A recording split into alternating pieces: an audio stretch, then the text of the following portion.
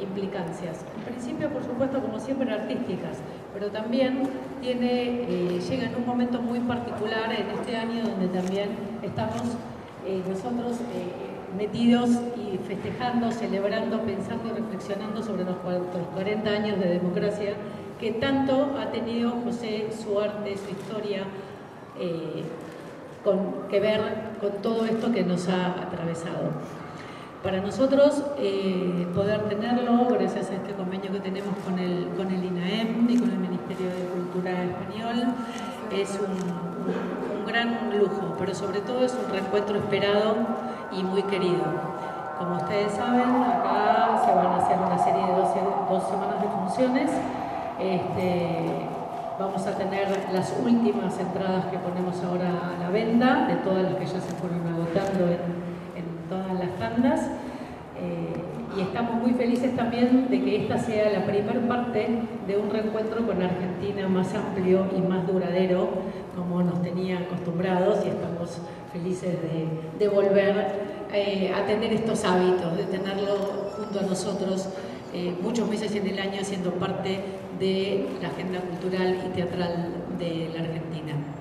Así que agradecer no solamente a José por estar aquí, por haber sido tan generoso y venir con tantas ganas, agradecer al Ministerio de Cultura de la Ciudad, gracias Enrique, porque toda esta gestión con el INAEM ha traído muchísimos frutos para todos, para el teatro y sobre todo para el público, que ha podido reencontrarse con mucho de la creación española actual, con muchos artistas emergentes y consagrados que están pasando y que van a seguir sucediendo, porque recibimos también en noviembre al Teatro Clásico Español con la puesta de La vida de sueño de Declan Donnellan. Así que los dejo con Enrique un ratito y con José todo el resto para que podamos compartir y aprovechar su estadía aquí en Buenos Aires. Muchas gracias. Bueno, muchas gracias Gaby. Voy a ser muy, pero muy breve, teniendo en cuenta que ustedes vinieron a escuchar a José. Simplemente decirles que lo obvio, ¿no? El lujo que es contar con José Sacristán aquí, en el Teatro San Martín, aquí en Argentina, y celebrar este vínculo que mencionaba Gabriela, que nos une culturalmente con España. Agradecerle muchísimo a nuestros colegas en España, también a ESID, la Agencia de Cooperación Española, al CESEBA, el Centro Cultural de España en Buenos Aires, y bueno, a Gabriela y a todo su equipo aquí en el Complejo Teatral, porque el Complejo Teatral, dentro de sus múltiples funciones, tiene también la responsabilidad de vincular el teatro de nuestro país con el mundo y del mundo con nuestro país. Y este año, de hecho, estuvimos presentes en España con el programa Conexión Madrid-Buenos Aires, donde el San Martín tuvo una presencia destacada, el Complejo Teatral de Buenos Aires tuvo una presencia destacada. Pero este lujo que teníamos ya previsto en la programación, pero ahora ya entre nosotros, realmente es absolutamente único. Agradecerle a José su generosidad, sus ganas de seguir además recorriendo nuestro país. Nos contará él en más detalle, pero su experiencia por los caminos de la Argentina es vastísima y muy rica en términos de este intercambio cultural. En sí mismo José es una especie de puente cultural entre España y Argentina. Por lo tanto, celebramos muchísimo que estés aquí. Y por último, agradecerles a ustedes que nos acompañan. Van a ser varios días donde nos vamos a estar viendo. Tenemos por delante la reapertura del Teatro Alvear, como saben bien, un momento de celebración con el público el día domingo y luego ya las funciones en marcha la semana próxima. Así que muchísimas gracias por estar con nosotros este día y ahora sí, por supuesto, José Sacristán. Muchas gracias. No sé si esto anda. Si te queda más cómodo esto. Vale.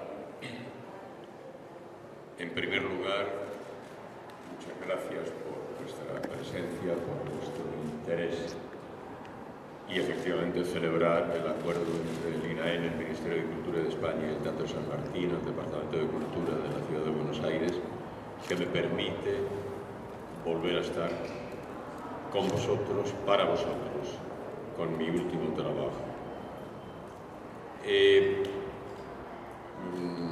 hay un punto de emoción que yo no puedo ni quiero disimular cada vez que vuelvo a Buenos Aires, ¿no? Son muchos años, muchos acontecimientos en lo profesional y en lo personal que me unen a este país, y no puedo sino celebrar de verdad y agradecer, porque es muy importante para mí saber que tengo en la Argentina un muy buen lugar en el mundo. Lo sé y porque lo recibo, y creedme que en la medida de mis posibilidades y mis aptitudes procuro corresponder.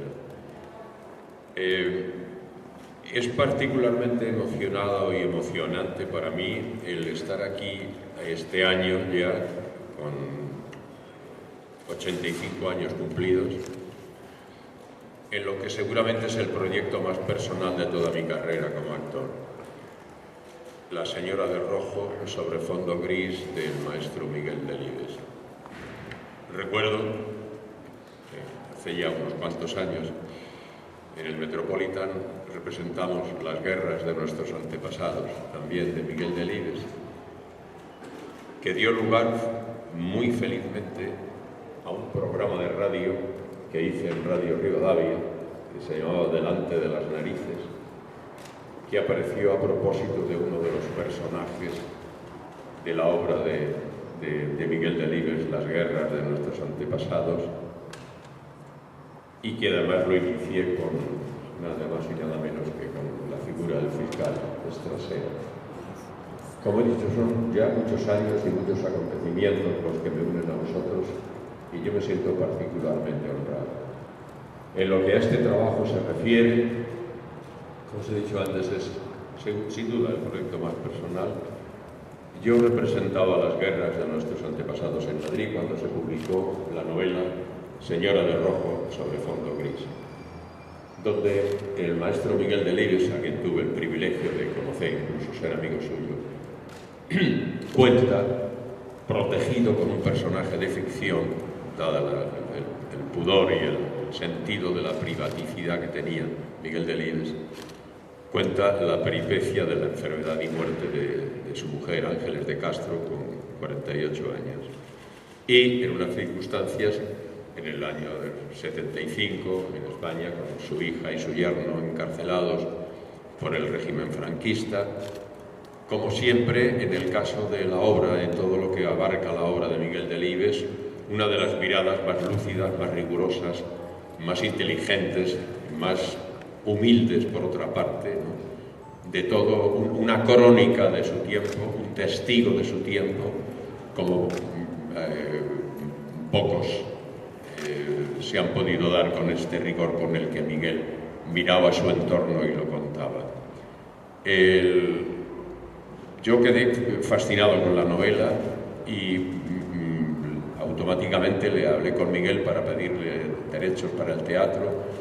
Pilar Miró se los pidió para el cine, y él me contestó que no quería de ninguna de las maneras que nadie le pusiese cara a este personaje, porque él no le había puesto la suya. Entonces pasaron los años, muchos años, y 2 años antes de morir, más o menos, que ya estaba Miguel francamente mal, consintió en que yo hiciese una lectura dramatizada de un par de pasajes de esta novela, pero nunca llegó a autorizarnos. Fueron sus hijos los que nos dieron la autorización definitiva para poder llevar a la escena Señora de rojo sobre fondo gris. Por todo lo que me unía con Miguel Delibes en lo personal y en lo profesional también, habiendo siempre entendido que Miguel Delibes, con Antonio Machado, con José Luis San Pedro, con Ernesto Sábato, con unos cuantos hombres y mujeres que no solamente han desarrollado una obra literaria, sino han sido unos ejemplos y siguen siendo de ética, de referentes morales incuestionables. Lo importante para mí era seguir, insistir y ver la posibilidad de poder manifestar lo que Miguel Delibes contaba en esta obra. Y afortunadamente se dio. Conseguí convencer a mi amigo José Sámano, que también fue el productor de las guerras de nuestros antepasados, y este es el 5º año de representaciones en toda España, y pensé, porque ya hay otra cosa en la cartera, y ya 5 años y a esta edad en la que yo ya pienso que no me conviene permanecer más tiempo y aprovechar el tiempo que quede de lucidez y de energía que afortunadamente hasta ahora la madre naturaleza se va aportando en otros trabajos. Y despedir Señora de Rojo sobre fondo gris en Argentina. Para mí, vamos a regalarnos la oreja ahora todos, es decir, lo mucho que nos queremos y lo mucho que no. Pero no son palabras huecas, y yo lo sé, no es hablar de lugares comunes y de frases hechas, ¿no? Porque son, insisto, muchos años y muchos acontecimientos donde las pruebas, los datos, los referentes que yo manejo son más que suficientes para poder decir pública y abiertamente la admiración, el cariño, el respeto y en un punto determinado incluso la envidia que siento por la cordialidad, el afecto, el nivel de seguimiento que la sociedad civil argentina tiene para con el mundo de la cultura y el espectáculo, que ya me gustaría que se reprodujese en el mío. Pese a todas las dificultades que no me son ajenas por las que se atraviesa, lo cierto es que es verdaderamente emocionante esta inquebrantable fidelidad al mundo de la cultura y del teatro que se da en Argentina en general y en particular en Buenos Aires. Como podéis imaginar, formar parte de todo esto, estar integrado en todo esto. Sé que no vengo de visita, que soy uno más, que no tengo que decir quién soy. Para mí, a lo largo de una trayectoria ya de casi 70 años contando historias, es, insisto, motivo de agradecimiento. O sea que esto es recíproco. Sé que se agradece el que yo esté aquí y yo, insisto, en mi agradecimiento por volver a ser acogido y atendido. Entonces, no sé en lo que, para poneros en antecedentes de lo que ocurre en esta función, si extenderme algo más o simplemente abrir un turno de preguntas que yo estaría encantado de poder atender. Y sobre la base de rubricar con todo esto, decir gracias, y como he dicho antes, porque tengo ya muchas evidencias de que en este país llamado Argentina yo tengo un muy buen lugar en el mundo. Gracias.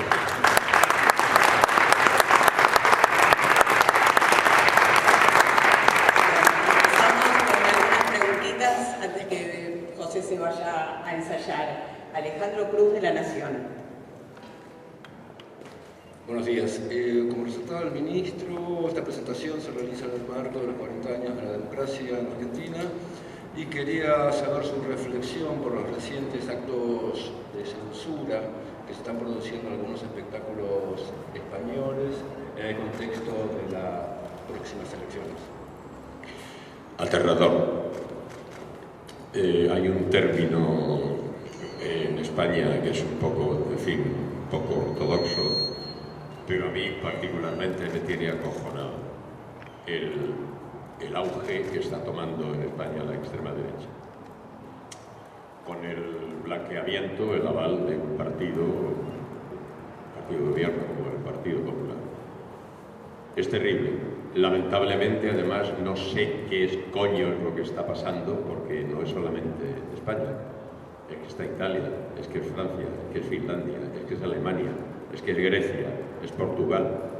¿Qué pasa con este movimiento, desde mi punto de vista, absolutamente impresentable, que la gente, porque están ahí la gente les vota? Ha habido un un agente provocador de esta situación del auge de la extrema derecha, del nacionalismo españolista, que ha provocado el nacionalismo catalanista, entre otras cosas, y un cierto comportamiento de una evidente irresponsabilidad por parte de la izquierda de mi país. Una izquierda que no acaba de entender la responsabilidad. Recuerdo una conversación con José Mujica en Montevideo. No acaba de entender la diferencia entre la responsabilidad de gobernar y la posibilidad de llevar a cabo ciertos postulados o ciertos supuestos que pueden o no, en fin, contar con la aprobación de la mayoría de la gente. Pero por resumir, mi opinión es esta. Aterrado, sencillamente, me preocupa muchísimo, muchísimo, el que muchos miles de ciudadanos y ciudadanas españoles depositan su confianza en un grupo como la extrema derecha de Vox. Rolando Gallego, de Urban Athletic. José, mencionabas antes, 85 años, primera vez en el Teatro San Martín. Digo, ¿alguna reflexión sobre poder presentarte en este escenario? Reflexiones. Esto es un templo. Hay algo que ocurre, claro, como he dicho antes, ¿no? La cordialidad, el amor, el seguimiento, el interés, esta especie de comunión que hay entre la sociedad civil argentina y el mundo de la cultura. Y este templo es una cosa que para mí es un honor el poder pisarlo. Bien, es verdad que hasta ahora todas mis experiencias, la última ha sido, no ha podido ser más hermosa, ¿no? Ha sido prácticamente un año caminando con Antonio Machado, de los días azules al sol de la infancia, con mi queridísimo Facundo Ramírez, acompañado del piano, que hemos hecho desde Misiones a Comodoro Rivadavia. Y hay un dato muy bonito, porque deberíamos haber terminado después de muchos meses en el Teatro Cervantes, y vinieron a vernos una parejita de gente muy joven de Saladillo, que el Ayuntamiento de Saladillo había comprado un piano de segunda mano para que yo pudiese hacer el recital de Antonio Machado en Saladillo, y tuvimos que ir a Saladillo, acabamos en Saladillo haciendo, porque habían comprado un piano para que yo... Pero estas cosas, cuando a uno le pasan estas cosas, esto es... no se puede olvidar, ¿no? Como no puedo olvidar jamás, ¿no? las noches pasadas en el boliche del Chino en Pompeya, que ya aquello ya hace mucho tiempo que desapareció, o lo que fue para mí el descubrimiento de Olivario Esquilón cuando lo vi por primera vez.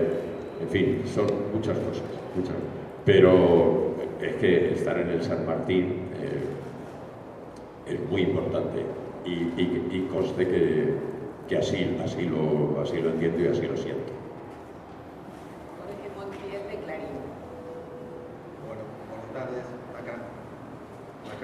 ¿Qué tal? ¿Qué tal, José? Jorge Montiel de Clarín. Bueno, quería saber, he leído por ahí que usted se define como un optimista melancólico. Me gustaría que me aclare un poco qué piensa al respecto. Gracias. Es un término que se inventó, bueno, yo celebré que lo escribiese mi amigo Luis García Montero en una de las columnas cuando sustituyó, cuando murió Almudena. Marta Sanz hizo unas columnas en El País, y últimamente Luis García Montero. Sí, verás, yo creo tener la lucidez del perdedor, ¿no? Yo sé que la guerra está perdida, me voy a morir rodeado de hijos de puta, de trapisonderos, de cabrones, de ladrones, de torpes, de necios, o sea, es inútil. Ahora, hay que salir a librar la batalla diaria de la dignidad para defender estas cosas en las que uno considera que son imprescindibles para poder salir a la calle con la frente medianamente alta. Entonces hay una melancolía latente en el comportamiento de uno, de saber que algo siempre se está escapando de las manos. Hay algo que no se va a alcanzar, que queda ahí como... pero de una manera optimista. La alegría, hay que enfrentarse a la adversidad, hay que enfrentarse a la ultraderecha con alegría y con rigor, por supuesto. Quiere decir, el optimismo melancólico se viene a definir más o menos en esto. Hay algo de sensación de guerra perdida automática, pero la batalla de cada día se defiende de una manera optimista y alegre. Seguimos con Concepción Martín de EFE. Hola, buen día, José. Un gusto saludarte y, bueno, siendo española, un gusto encontrarte acá en Buenos Aires. Yo tengo, si me permites, un par de preguntas, si me lo permites, serán breves. Una de ellas, hablando de toda tu larga trayectoria en la que has hecho de todo, cine más ligero, cine más serio, teatro, televisión, en fin, un poco de todo. A nosotros como público nos han quedado un montón de recuerdos de tu obra, pero ¿qué has aprendido tú de cada uno de esos géneros? Y si sientes que alguno te queda por descubrir todavía o por afrontar. Y una segunda, un poco más breve, siempre te has declarado aprendiz de Fernán Gómez. Quería saber si a nivel internacional tienes algún otro tipo de referentes, tanto en interpretación como en creación. Muchas gracias. En principio, no establezco jerarquías ni por medios, ni a los medios, ni a los géneros. Me parece que hacerlo bien siempre es igual de difícil, tanto el cine, teatro, televisión, hacer una tragedia griega con chascarrillos. No soy de los que dicen, el teatro y Shakespeare y Esquilo o Bertolt Brecht. No, de pronto en un curro tres baturros o hacer un chascarrillo. Yo fui un profundo admirador de Alberto Olmedo, porque era un genio absoluto. Entonces, una buena historia, un buen personaje, unos buenos compañeros de trabajo y seguramente la tabla de gimnasia o de ejercicio más completa para el actor es el teatro, sobre todo por la unidad de acción. Pero yo le tengo muchísimo respeto a la cámara, cualquiera que sea, ¿no? Porque la cámara es un artefacto que está ahí y al que hay que darle la información exacta, ¿no? En el teatro, tu madre, tu tía, el vecino viene a decirte que bien está, qué maravilloso es lo que haces. Pero la cámara lo único que te dice, siéntese usted aquí, mire, era esto lo que usted quería hacer, ¿no? Entonces, no hago diferencias. Y en cuanto a los géneros, hay unas obras que me gustan más y otras me gustan menos. Pero no soy de los que, por favor, no, yo es que... O tratar de convertir los escenarios en púlpitos o en tribunas para enseñar a la gente cómo tiene que vivir. Tampoco me gusta encarnar un personaje al que le pasen unas cosas y de esas cosas se desprenda o no algún tipo de interés o de elección o de utilidad para el que las vea, ¿no? Pero no ir pontificando a partir de una elección de unos textos donde se imponga, por así decirlo, ningún tipo de doctrina. Y en cuanto a la segunda pregunta, referentes, los hay a punta de pala, ¿no? Pero me quedo por proximidad y porque además los otros referentes son como, qué tonterías, son inalcanzables, ¿no? Yo siempre, cuando se habla de las posibilidades de un actor español y de su capacidad de ser internacional, salvo en el caso de Javier y Antonio Banderas y en fin, dos o tres más, nosotros somos actores domésticos, somos gente de mesa camilla, de andar por casa. Porque yo siempre lo digo, tú vas a Colmenar de Oreja y dices Al Pacino, y todo el mundo sabe quién es. Tú vas al pueblo donde nació Al Pacino y dices Pepe Sacristán, y no tiene ni idea nadie de quién soy.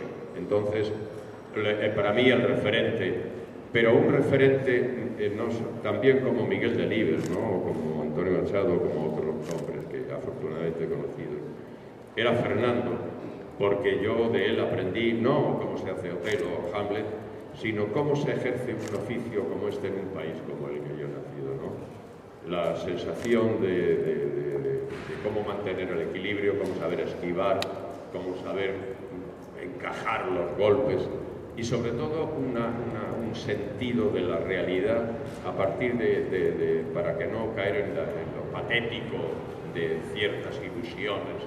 Cuando yo oigo a algún compañero o compatriota, actor o actriz decir que es que el éxito a veces confunde o desborda, me da una risa espantosa, porque la medida del éxito, en serio, en un país como el nuestro, pues es una cosa de andar por casa, que te conoce el vecino de arriba, pero ya cuando vas a Albacete ya sé quién es, ¿no? Entonces, el sentido de la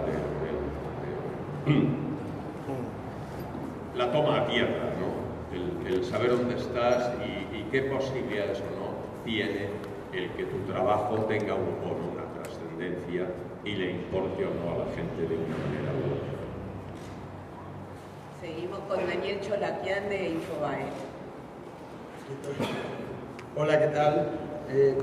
Quiero volver a Miguel Delibes, porque hubo dos de las grandes claves de la vida de Delibes y de su literatura. Una ha sido la censura, y recién le contestaba el compañero de La Nación sobre el tema, y la otra tiene que ver con la vida de las comunidades, las vidas en los pueblos, las vidas en los pequeños lugares, la vida agraria, y esa suerte de lucha que él tenía, no lucha, sino cómo esto lo acusaban de estar contra la modernidad, ¿no? De defender la vida gregaria de ciertos pueblos y ciertas localidades.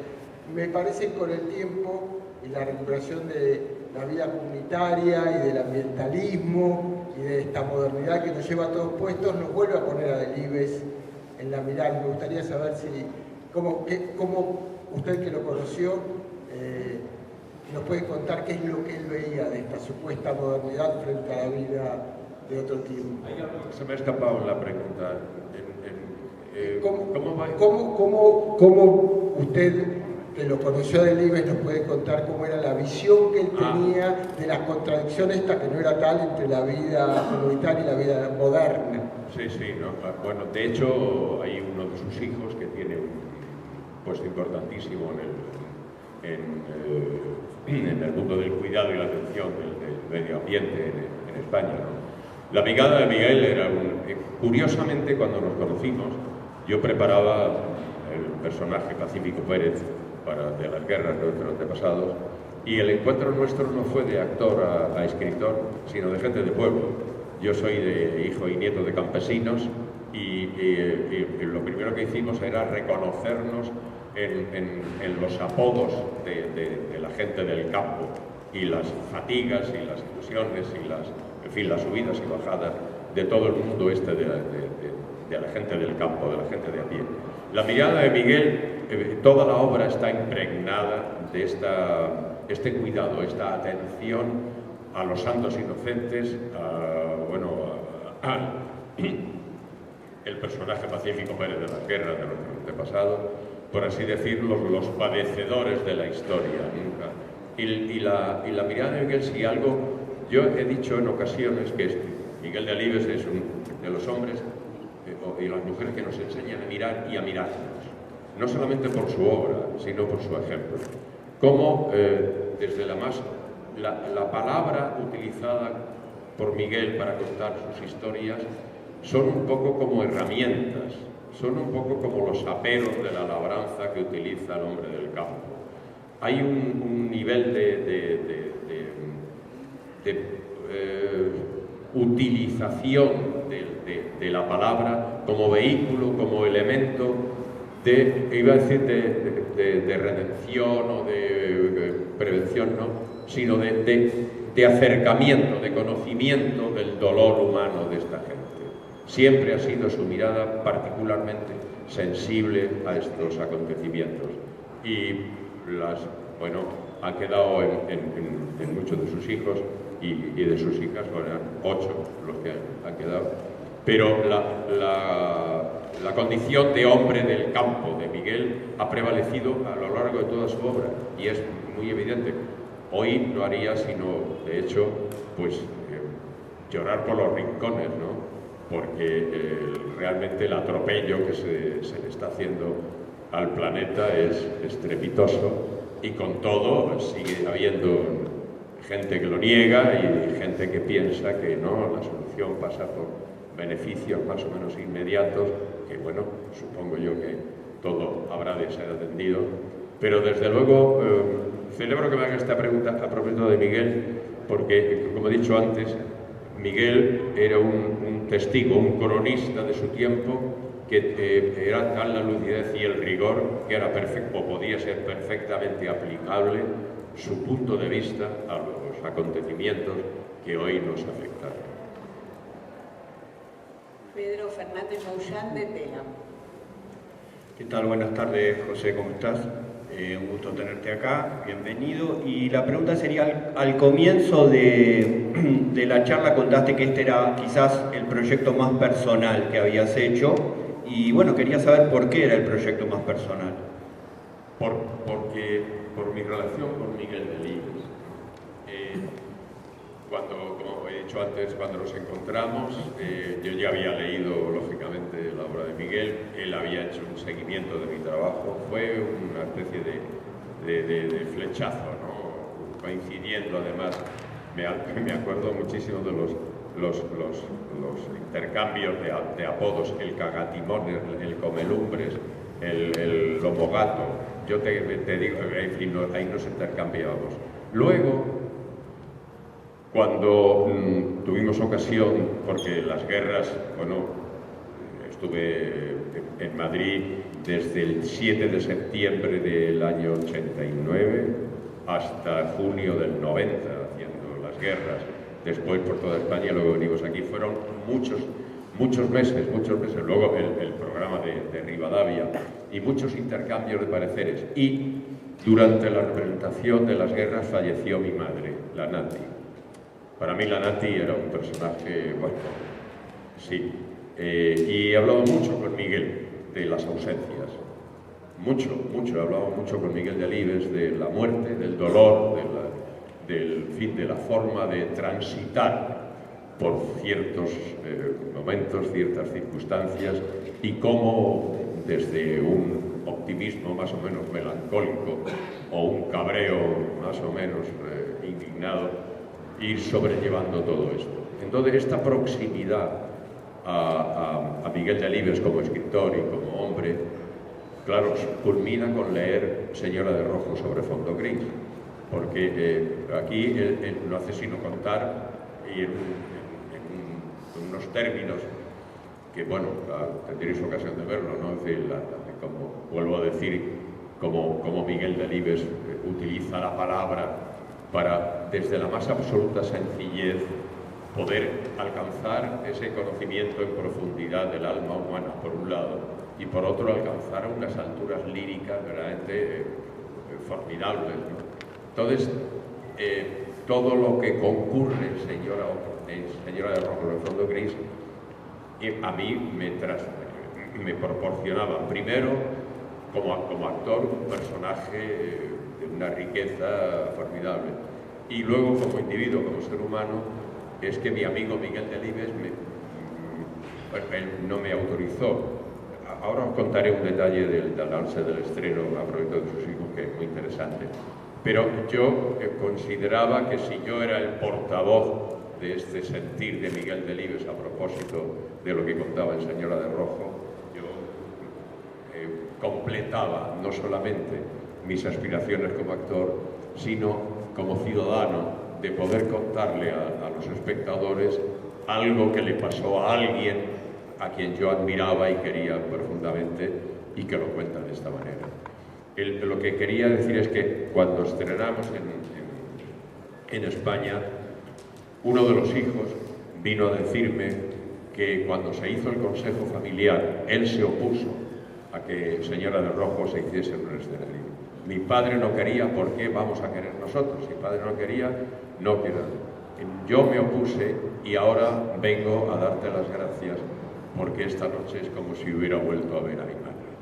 Y eso para mí es. Y luego he tenido ocasión, a lo largo de estos 5 años, han desfilado por los escenarios, hijos, nietos, sobrinos, vecinos, amigos, primos, todos, no solamente celebrando más o menos mi trabajo, sino agradeciendo el que, bueno, se contara la historia. Ahora tengo la impresión, yo no soy creyente, pero tengo la impresión de que mi amigo Miguel Delibes, desde donde coño quiera que sea, está diciendo, vale, cuéntalo ya, y venga, ya como que me acompaña, ¿no? Como que me acompaña en esta aventura. De ahí lo personal, ¿no? Por la coincidencia, la suerte de haber conocido a Miguel Delibes y ser yo el que cuente esta cosa pues digo, hablamos cuando, para mí, la muerte de mi madre fue terrible, porque bueno, cuando le dimos tierra en Chinchón, tuvieron que sujetarme porque yo me tiré al hoyo, no podía consentir que a la Nati le echaran aquellas paladas de tierra que le estaban echando encima, pero qué barbaridad. Entonces, han sido muchas las conversaciones con Miguel, a propósito y como está en toda su obra, porque es de una belleza sobrecogedora, ¿no? Cuando Miguel pone la mirada en eso, en los padecedores de la historia, y cómo lo cuenta, que, bueno, y afortunadamente, digo, son 5 años haciendo Señora de Rojo, o sea que celebro el que la gente haya coincidido conmigo en decir, pues no está mal esto que hace el sacristán. Cecilia Hopkins, de página 12. Quería saber si es tu primer profesional. Sí, Sí. sí, pero vamos, no es... Después de tantos años, Sí.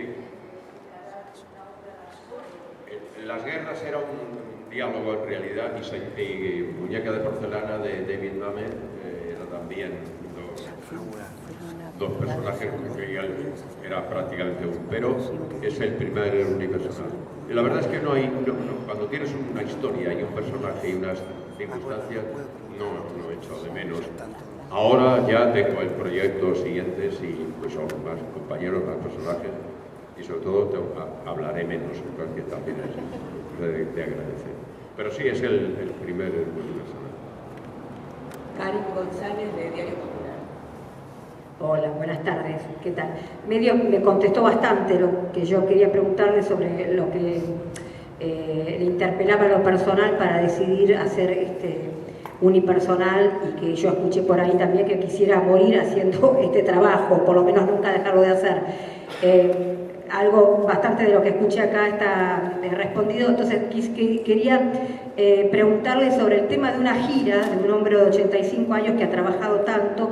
¿Cómo se trabaja eso? Si requiere un ejercicio de voluntad, si naturalmente le sale esto de estar por varios países, porque sé que tiene una gira extensa por delante, si realmente, bueno, no requiere ningún tipo de compromiso físico, si naturalmente a los 85 años tiene ganas de recorrer con este trabajo tan importante. Lo que a mí me mueve, me sigue moviendo para mi suerte, ¿no? Después de casi 70 años en este trabajo, es lo que tiene de juego. Yo cuando me fue concedido el Premio Nacional de Cinematografía, me contaba que yo de pequeño en Chinchón me ponía las plumas de las gallinas en la cabeza y le hacía creer a mi abuela que era un mancha. Yo todavía, cada vez que me pongo delante de una cámara o salgo a un escenario, más allá de principios stanislavskianos o métodos o cosas que se le parezcan, yo me pongo las plumas de la gallina y vuelvo a tomar como primer paso a dar, la premisa previa, no solo profesional, sino moral, el juego. La profunda seriedad del juego. Citando a Nietzsche, Luis Landero dijo, citando a Nietzsche, no hay mayor seriedad que la del niño cuando juega. Yo apelo a esa forma de seriedad y es lo que me mantiene, el juego. Y debo decir, aunque pueda parecer lo que tiene de juego y lo que tiene de hacerme feliz, de hacerme disfrutar. Porque si para hacer una cosa muy bien hay que pasarlo mal, yo prefiero hacerlo peor, pero sin ningún género de duda. Entre otras cosas porque no está demostrado que para hacer una cosa bien hay que sufrir. Si alguien ha tenido la osadía, bueno, al principio, cuando había que pagar el recibo de la luz del colegio de los niños y se vivía como se podía, bueno, pero una vez que yo puedo elegir mi trabajo, que hace afortunadamente ya mucho tiempo, no tolero de ninguna de las maneras ningún tipo de comportamiento o actitud por parte de algún responsable de dirección que a mí me haga pasar por un trance de incomodidad o de donde yo no disfrute. Ya siempre, cuando sean casos así, digo, tú lo quieres así, llama a otro. A mí me hace repetir 12 veces como usted, señor conde, y te mando a la mierda. Es decir, para mí no tiene sentido esto. Yo estoy aquí para jugar. Insisto, con la profunda seriedad del juego, pero que nadie venga a pasar ni torturarme ni nada que se le parezca, ¿no? Y sobre todo hay un principio que yo procuro defender en mi trabajo, Y es que mientras haya un planteamiento lógico de lo que yo siento que debo transmitir, procuro prescindir de lo psicológico. Mientras lo lógico se maneje, o yo me maneje con ello, no entrar en psicologismos que puedan, entre otras cosas, hacerme perder el tiempo. Bueno, y vamos por la última pregunta, Gustavo Nielsen. Hola, quería saber si la adaptación del texto de novela de Delibes a texto teatral fue suya o si alguien más intervino y cómo fue ese proceso. La adaptación, la línea maestra de la adaptación la marcó mi amigo José Sámano, que en paz descanse, que falleció poco después del estreno en Barcelona. Tenemos amigos, he hecho películas, teatro, con eso. Yo tenía una versión y debo reconocer que en mi versión yo no supe liberarme de la servidumbre de la novela. A la hora de hacer una adaptación es imprescindible tener en cuenta la diferencia entre un lector y un espectador. El lector se relaciona con el libro a su manera, el manejo cierra, lo vuelvo a coger. El espectador le sientas ahí y en hora y media tienes que contarle lo justo. Entonces, por un lado, lo gozoso de encontrarnos con un texto como este, pero por otro lado, lo doloroso, lo terrible de tener que amputar, ¿no? Tener que cortar, porque si no, ahora... Y debo decir que el acierto de mi amigo Pepe Sámano fue total, ¿no? Yo no lo supe ver. Luego, después, trabajamos conjuntamente y en la versión definitiva la firmamos Pepe Sámano y una chiquita joven que ayudaba, Inés Camilla, hicimos la adaptación, la definitiva entre los tres. Pero la línea maestra la marcó José Sámano. Bueno, contarles también que ahí una periodista del Diario Popular lo contó, pero contarles nosotros que desde el Complejo Teatral de Buenos Aires estamos intentando también que todos los contenidos que se generan aquí o que pasen por aquí tengan una vida luego por fuera de nuestros teatros a través de la asociación virtuosa con diferentes modalidades, independientes, privados, etcétera. Por eso ustedes van a poder ver contenidos que están en esta casa luego de la mano de otros colegas, productores, teatros, etcétera, como puede suceder ahora, por ejemplo, en el Multiteatro o va a suceder ahora luego en el Gran Buenos Aires. Así que por eso es que aquí José sigue esta gira de la mano de los colegas del Club Media por San Juan, Mendoza, Montevideo, Rosario. Bueno, está todo en la página y lo van a poder ver, digo, también para transmitir que aquel que no está en Buenos Aires va a poder disfrutar también de este espectáculo en su ciudad, y luego en septiembre vuelve a quedarse también un tiempo más en el Teatro Astros. Entonces estamos muy contentos también de estas nuevas asociaciones virtuosas que permiten que más teatros, más ciudades, más provincias podamos compartir a los grandes referentes del teatro universal, como es José Sciarra. Quiero terminar simplemente por decir que insistir en lo de mi agradecimiento por la confianza que depositáis en mi trabajo y sobre todo porque pienso no dejar de comer radicheta. Sí, yo vengo sobre todo pensando una fijación en la radicheta, porque hemos intentado, mi mujer y yo, cultivarla en España y no hay más. Entonces el único modo de comer radicheta es venir aquí. Y digo, no es solamente por eso, pero sí es un elemento, un factor muy importante el que vengamos aquí, porque